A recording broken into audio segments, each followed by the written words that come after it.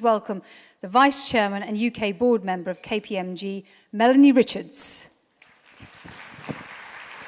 Thank you. Hello. Well, good afternoon, everyone. I'm going to welcome on stage all of my panel who are, if you were here for the session just before this, who are all professional people pleasers as far as I can tell.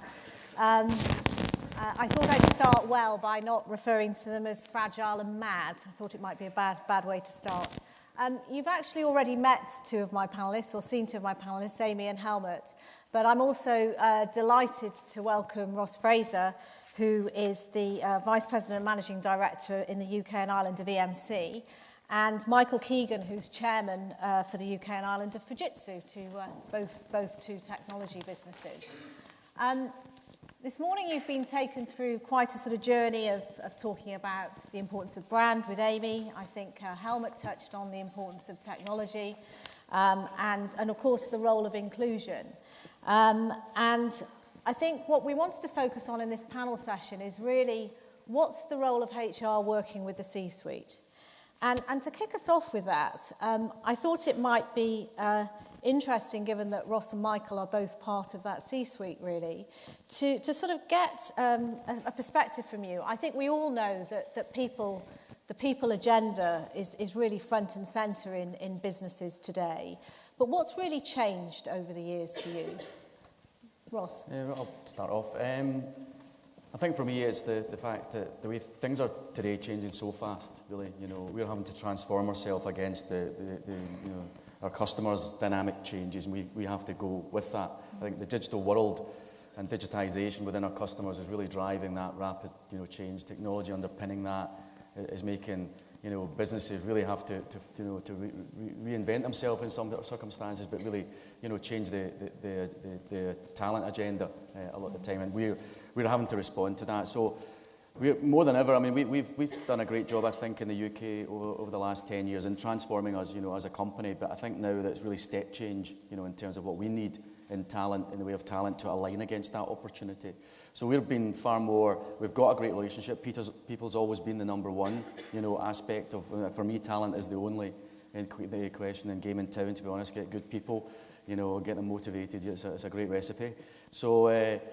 For me, I think I'm probably just becoming more and more demanding from our HR people, that they understand what that future state looks like. So we've got clear and complementary, vision of what we're looking for in terms of that talent agenda. And also that they understand, I think more so, that there's also the need for HR to understand really that business agenda. Why are we having to change so fast? What's the dynamic behind that? What does good look like in terms of that new kind of A player, if you like, in terms of the market you're looking for? So from that perspective, it's been, I suppose, how it's changed is we become more demanding and it's getting quicker. Thank you. And Michael, you've been, leading a business as CEO and now stepped into the role of chairman. How do you think things have changed? So I think everything is changing, as Ross has said. It's certainly in the technology business, and I think more broadly, right across the economy, digital is changing every single business model. That's changing the way in which we work, how long we work, where we work. So these are all big changes at a macroeconomic level that are then impacting the sort of workplace that we are and the sort of people that we want to employ. I think in terms of the discussions that I have with HR in Fujitsu, a lot of it's around talent and how to make sure that the people that we don't want to leave actually stay, and vice versa, probably. And often the conversations go the other way around. And then it's also about, one of the things that I think has really changed in my company is a lot more conversations around young people. How do we get more young people into our business? Because actually in the tech sector, young people are the future. And, we're an aging workforce. Naturally, so getting more young people in and apprentices, getting more diversity into our workplace, these are the sorts of conversations that we're having a lot more of with our human resource colleagues. And Helmut, the world sounds like a much more demanding place inside the boardroom. How have you been responding specifically on that? Yeah, I think very much welcome this more demanding environment. I think the key thing is really that CEO and the HR person are aligned at the hip. It's so important that you share common understanding what the future of the company is going to look like. I think this is, for me, the key thing. The other thing which I think is increasingly important, what I've seen is I see more and more requests when we talk about people and quality of people, that quality of people 20 years ago was mainly about technical skills. We now move far more into like spaces like right behavior, right values, and this is obviously a big challenge for all of us, but I think that's what we need to deliver for you guys. And Amy, you obviously talked a lot in your session earlier about how important people have been at the heart of the business. But is there anything that you've been adjusting to recognise this brave new world? I don't know there's necessarily anything we've been adjusting to, but I guess I'm spending more and more time thinking about how I can learn from what my brand and marketing colleagues do. And actually I think my role, which is relatively unique, I recognise that, but my role I feel is much more around brand and much less about sort of HR, because as I said earlier, for us, our business is built on our people. So that, you know, that is where the sort of the heart of the brand sits. So I've been trying to take lessons from the way that my brand and marketing colleagues work, and are much savvier around using data and analytics and generating insights, so that I can have a different kind of conversation in the C-suite, which is around, you know, the business impact that we can have, and just having that understanding of what our people can deliver for our business, and quantifying it in a way that, and I know there's always a lot of discussion about data and analytics when it comes to HR, but I'm trying not to kind of reinvent the wheel or come up with new ways of measuring. It's actually just, I guess, stealing great ideas from some of the other parts of our business. And touching on that, because you mentioned that you have leveraged very heavily off your brand and strategy colleagues. I just wondered, Helmut, as you look inside the business, what skills are you leveraging off inside the business when you think about the development of your function? Well, I mean, firstly, let me say one thing. When we talk about HR as a function, I mean, I hold myself as a business person who happens to look after the people agenda. The second thing is, like with other functions, like legal is clear defined, accounting is clear defined, it's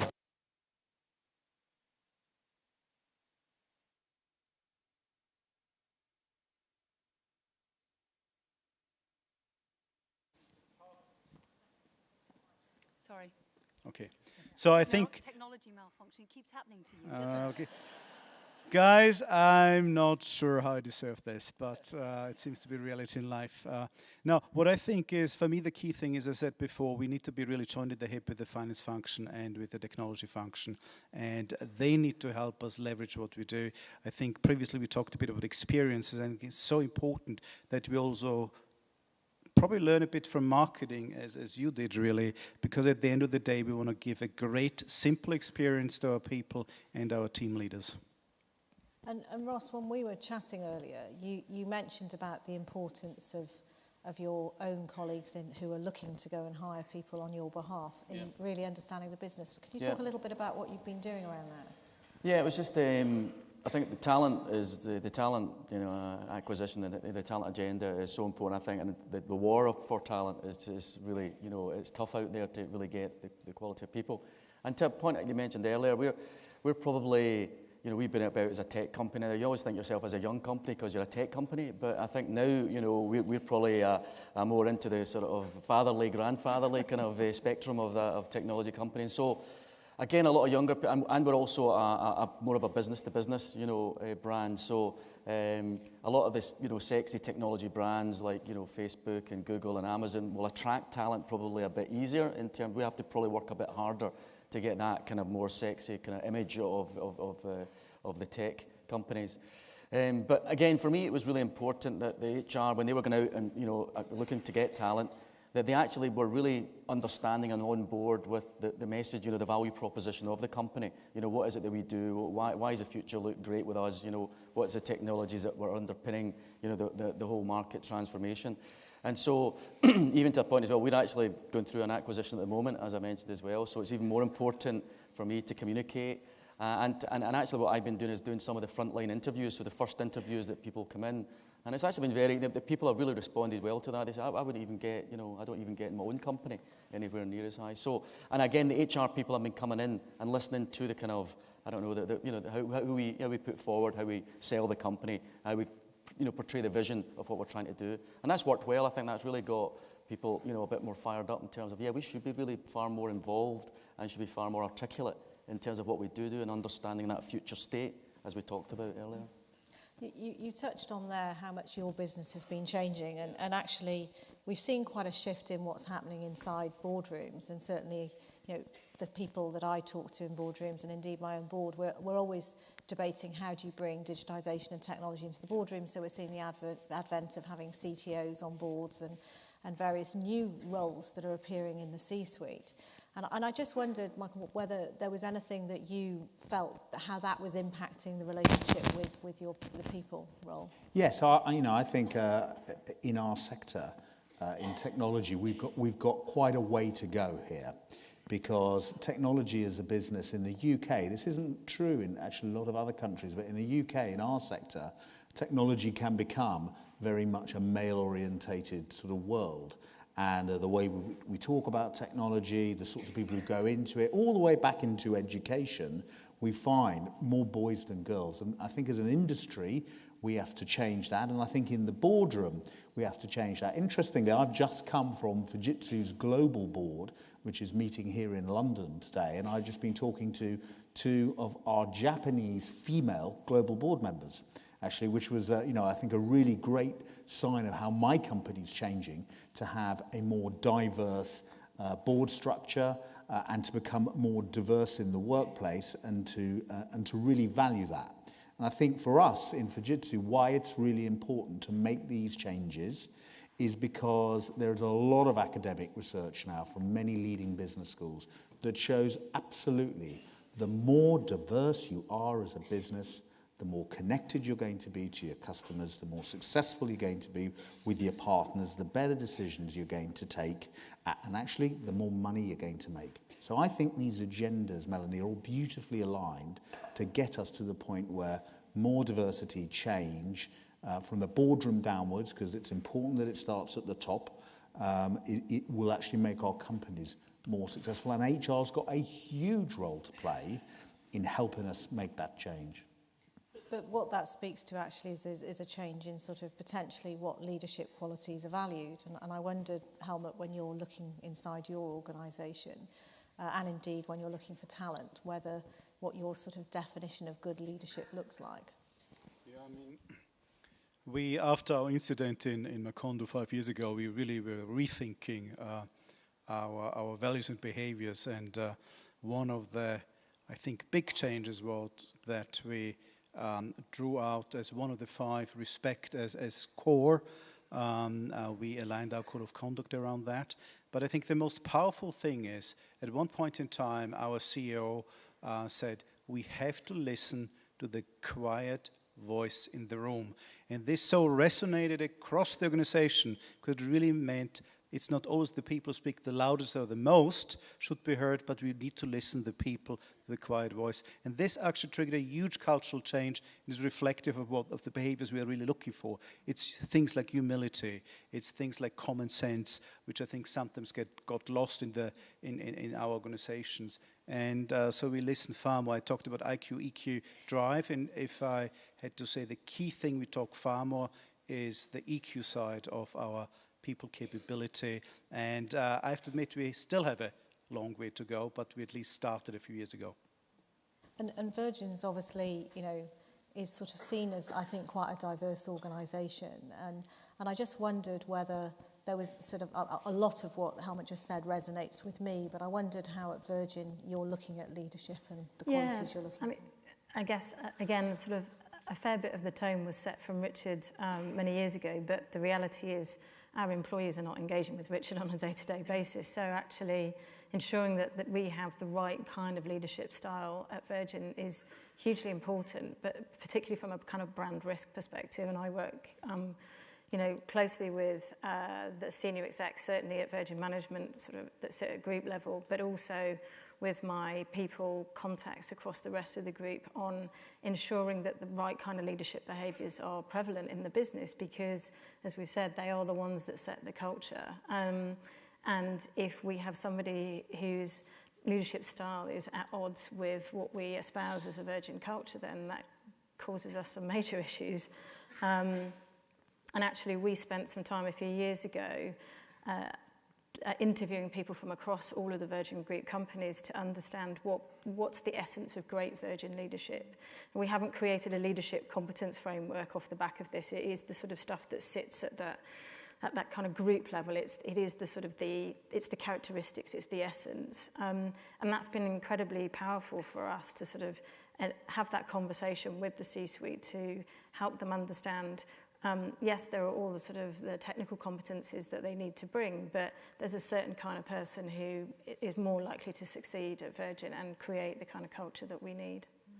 It's interesting because whenever I'm talking about this now, I talk about the need for adaptability and curiosity, because I actually think sometimes we think about skill bases and actually we don't think about characteristics as deeply as that. And I was just wondering, Michael, you talked about inclusivity there, but I wondered if you had any other words that you would add to that list of leadership qualities. Well, I think inclusivity is really important. I think respect is really important. Picking up on Helmut's point, I think you've got to have a respectful culture these days in the workplace, because we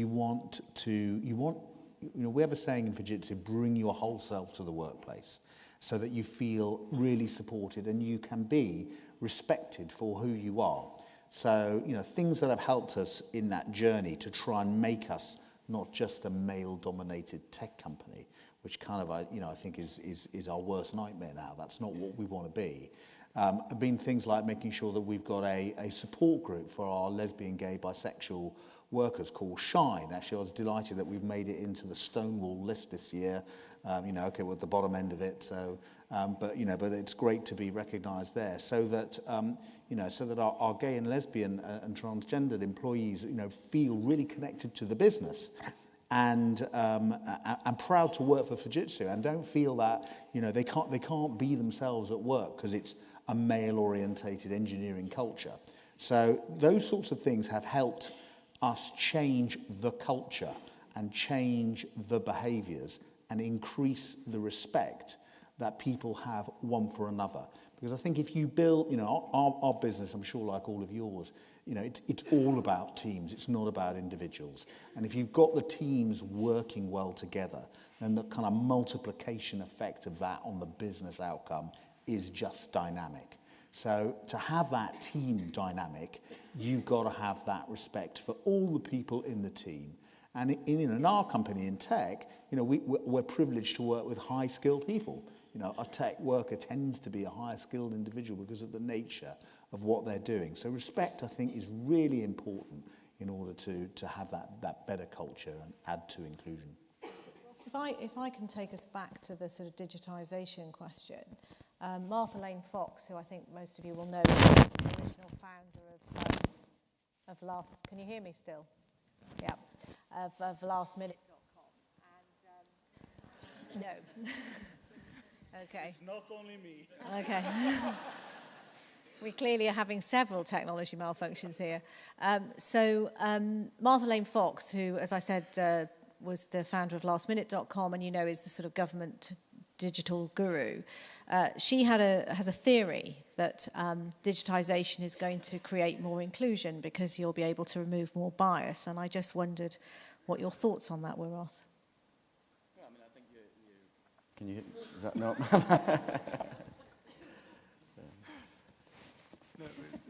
Yeah, okay. We are sharing. Inclusive. Yeah, okay. So yeah, I mean, I think that we actually did a survey recently. It was called the Information Generation, and it was, younger, under 21-year-olds. How do they want to, how do they want to deal with the world? And of course, it's all through a digital medium.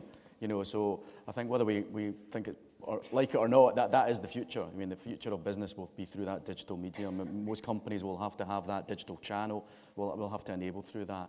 I think there's obviously pros and cons. You know, I like the collaboration, to the teamwork that was mentioned earlier.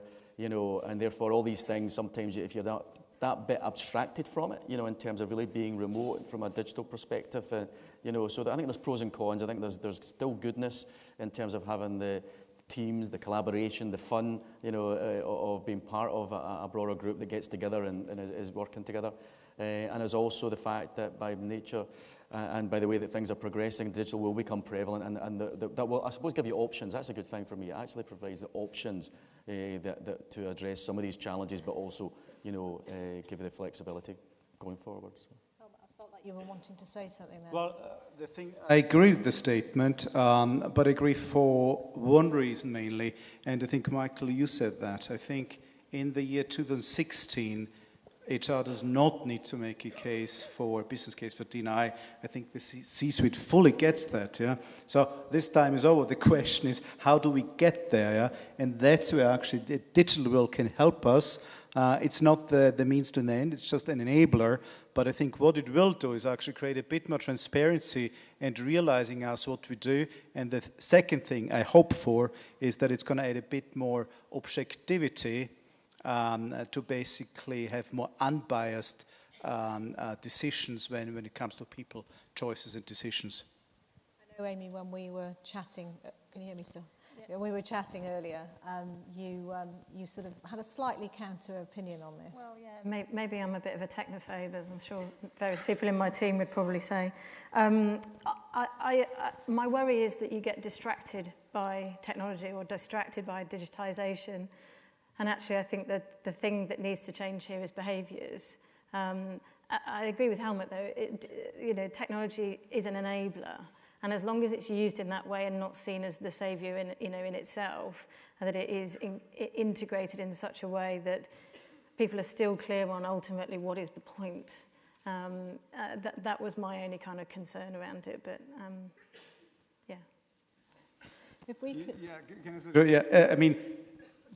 Digitalization and technology is only an enabler. I think we should never forget that. I think a very important point. Yeah.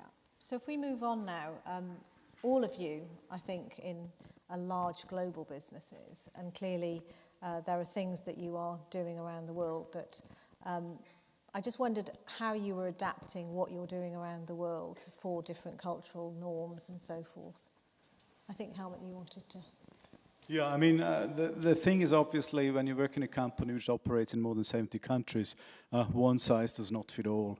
And I think the key thing is, and that's the conversation we're in, is really just what standards can you set at a global level and what things need to be amended at the local level, because the cultural norms, there is legal norms, the requirements. But the most important thing is to get standard out as a leadership, executive team, C-suite, communicate community and set very, very clear expectations.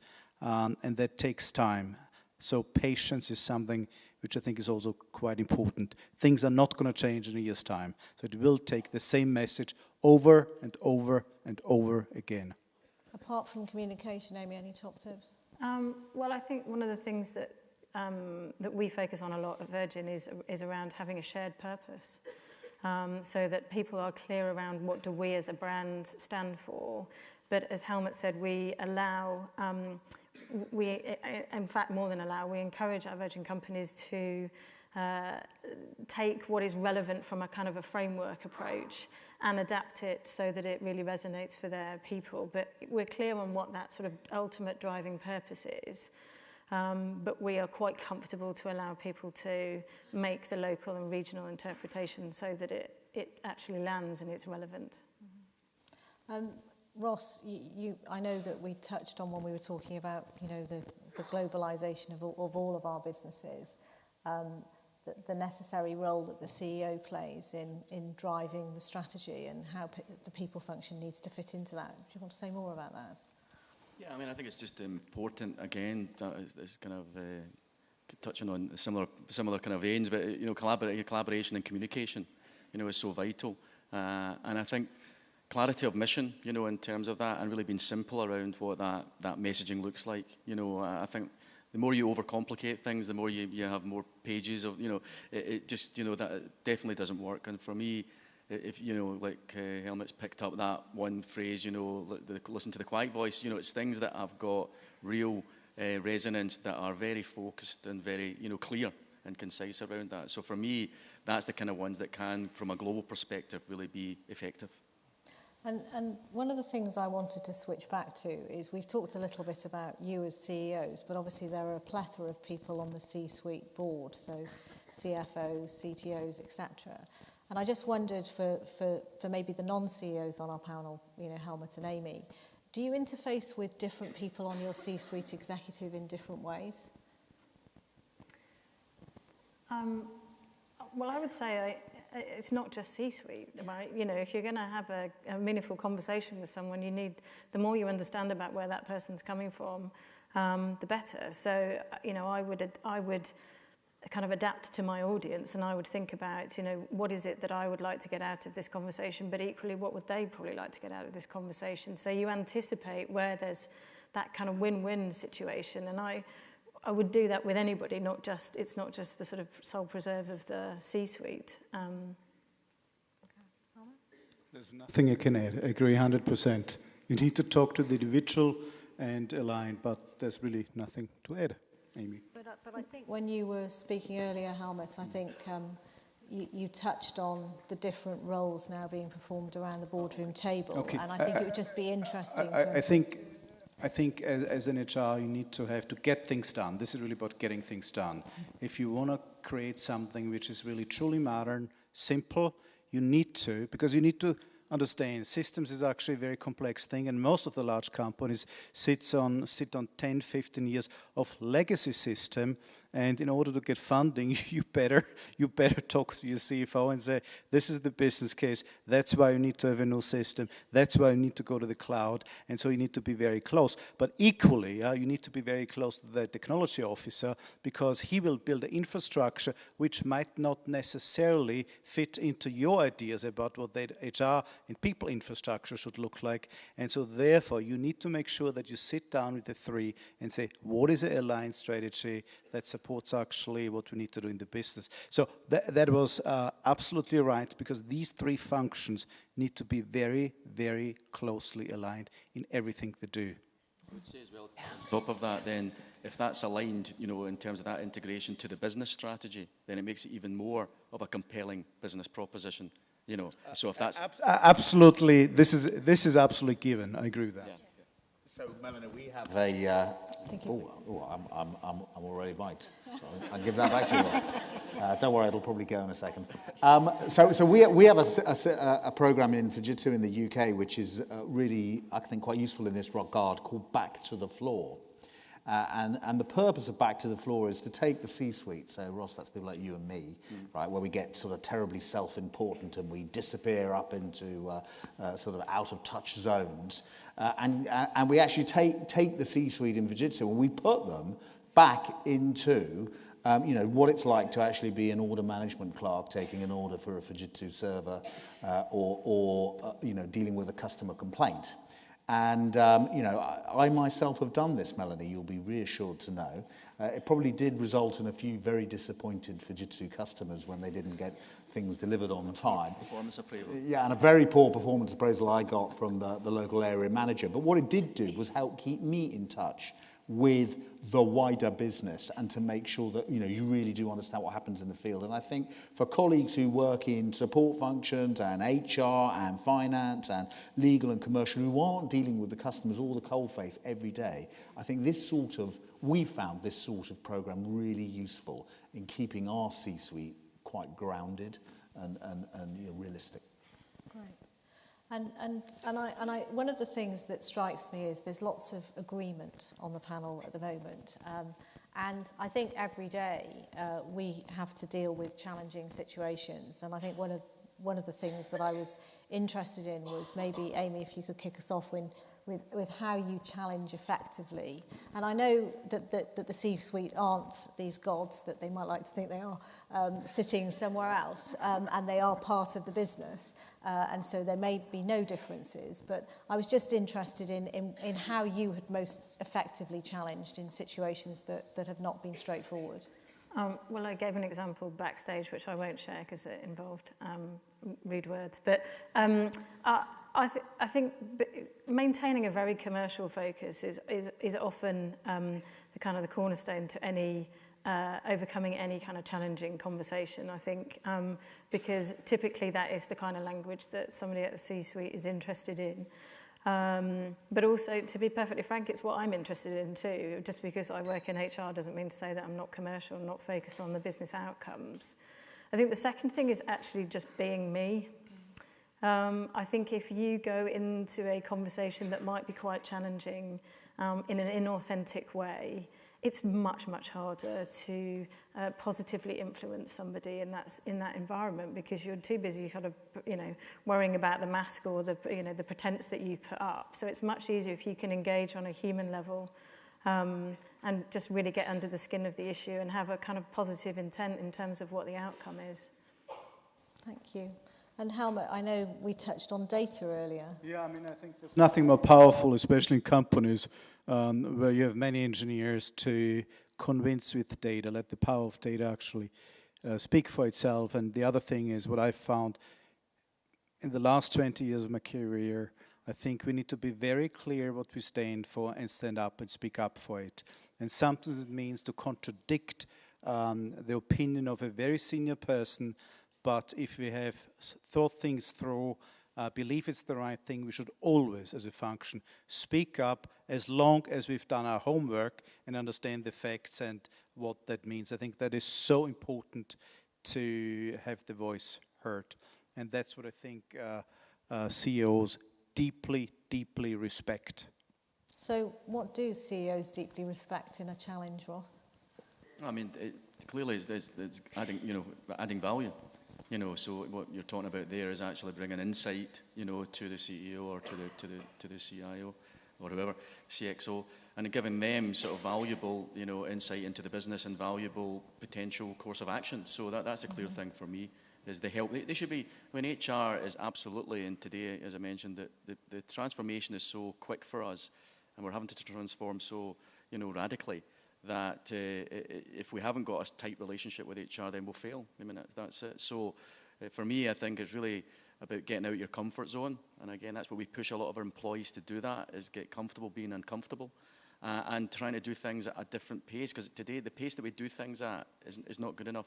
Our market is changing faster than we are at the moment. And therefore, we really need to make sure that we do that.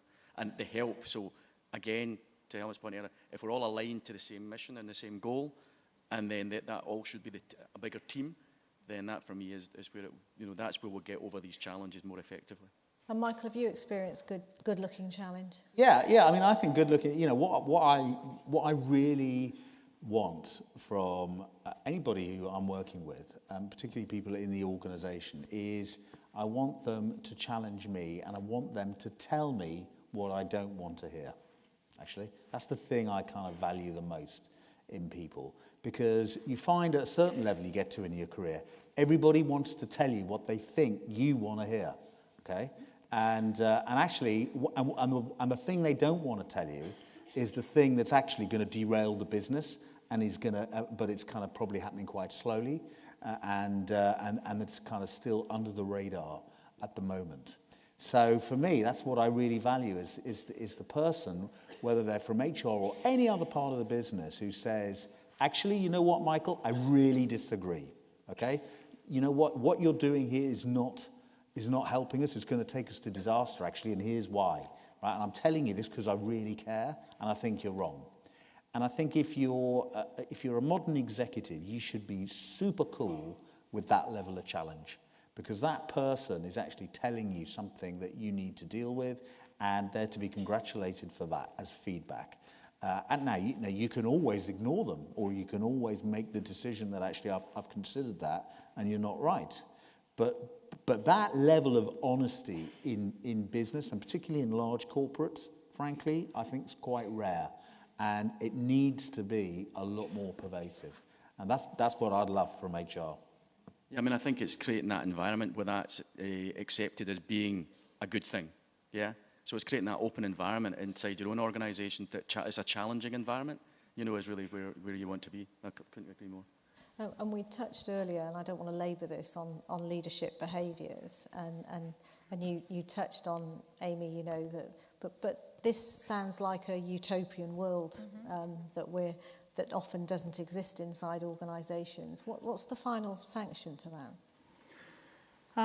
Well, at Virgin, you know, like I said, we know what good looks like for us, and so we make sure that all of our C-suite are aware of that. But ultimately, you can't force somebody to change their behaviour, particularly if it's been ingrained over an extended period of time and has been successful for them up until that point. So, you know, because we do value the brand as highly as, I'm sure I've made that point plenty earlier, the final sanction is actually that we would work to part ways with that person, because the risk to the brand and the risk to the culture is so significant that it's not acceptable, actually, and it's not something that we want to tolerate. Great. And I think we've heard some really interesting things on the way through, but I just wondered, if I started with you, Michael, what your top tip would be for any HR executive working with you right now? Be open to change. It's funny, listening to Alain de Botton before lunch was fascinating, wasn't it? And, you know, he's a philosopher and a psychologist. And it's often struck me as interesting in our businesses that the human condition is such that a lot of people, when they join a company and they've been there for a little while, they actually like things to stay the same. I don't know if any of you agree with that. But, you know, the expectation is, you know, life's going to go on in roughly the same sort of way, okay? And actually, you know, I think the environment that we're in, the business impact of digitalization, of the big macroeconomic trends, of us living longer, of the sort of crises we've got in the world today, mean that actually nothing's going to be the same, right? It's all going to change all the time.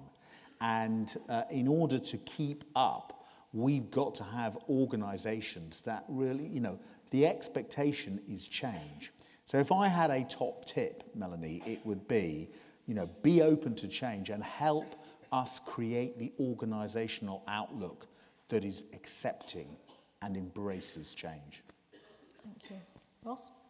Yeah, I mean, I couldn't agree more. It's I've talked about it a number of times about the major transformation that's going on. I think as a company we've done a great job in transforming. The challenge is now that we've got to move, as I said earlier, at a speed that we didn't before, and it's creating that environment where people want to step into that, want to try and get comfortable being uncomfortable, that are embracing all the new opportunities that are there.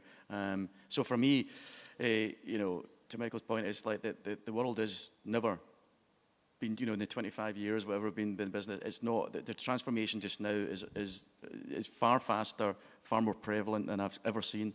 So it's about getting the talent in, but for me, it's about speed. Speed and agility is key. Helmut? Yeah, I think, and I talked about that before, whatever you do, keep it simple. And the second thing is always have a plan B, as you can see. Amy? I guess my tip is being honest. And we talked a little bit before about having sort of a shared purpose and a shared vision. And so there's honesty between, you know, HR and the C-suite so that you are both aligned behind that. But there's also, it goes to the point that Michael was making actually about being honest and open to challenge. Great.